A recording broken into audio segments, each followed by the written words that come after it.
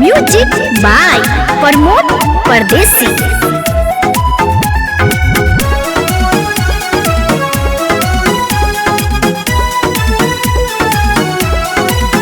मन भावन पावन आइल सावन परबिया, राजा छोड़ी के आई न विदेश अरबिया।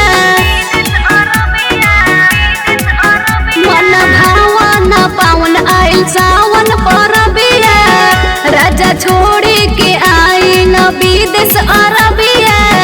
भकले रही हम भरा जाए के देव घर, अरे भोले बाबा के दुआरिया। घरिया वतनी रानी रे लगड़िया,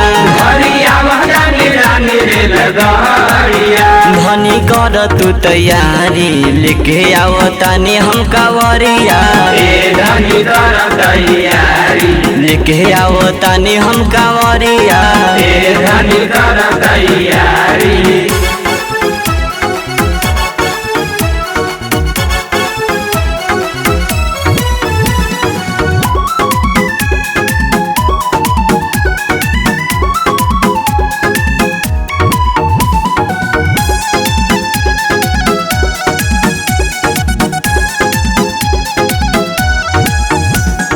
लागल बालल सा भरी जल कलसा, भोला पर चढ़ावे के मन में लगन बा ए हो पिया, दर्शन पावे के।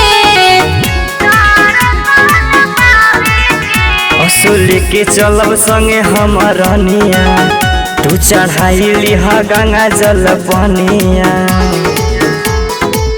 जन उदास होई हा तू हुई बावरिया,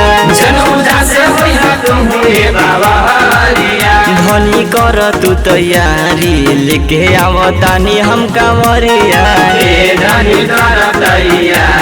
लेके आवतानी हम कावरिया।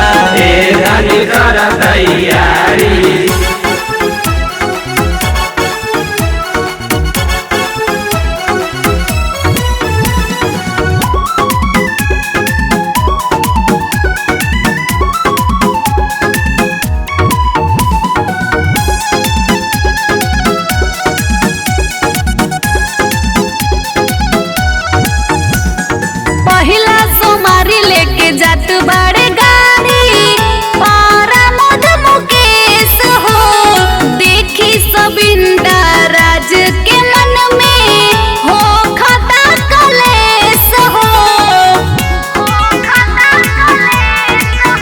हम आइब घर एक दिन पहिले, तो से साच साच रानी हम कहिले। नाचो चलल जहिलाई के कमरिया, धनी कर तू तैयारी लेके आवतानी हम कावरिया। लेके आवतानी हम कावरिया।